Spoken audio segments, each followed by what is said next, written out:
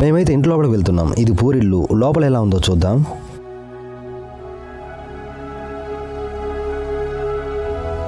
లోపలికి వెళ్ళగానే చంటి బిడ్డను చంకలో ఎత్తుకున్న తల్లి, ఇంకో పక్క జ్వరంతో మంచట్లో పడుకున్న ఓ ముసలాయన కనిపించాడు.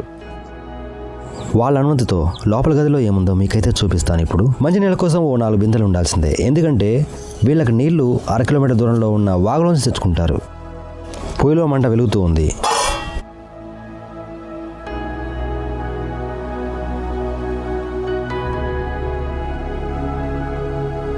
చింతపండు ఒలిచి పెట్టుకున్నారు. చింతగింజలు ఇవి జావ చేయడానికి ఉపయోగిస్తారట. ఈ ముసలానికి జ్వరం వచ్చిందని తెలిసింది మాకు. ఈ అడవిలో గత 20 సంవత్సరాలుగా ఈ కుటుంబం ఉంటుందట. తాత, అడవి జంతువులు మిమ్మల్ని ఏం చేయవా అని అడిగితే ఇంట్లో 2 కుక్కలు ఉన్నట్లు చెప్పాడు. పచ్చడి లాంటి రూపడానికి ఉపయోగించే రోల్ ఇది. వాకిట్లో మాకు చిన్న పేట కనిపించింది.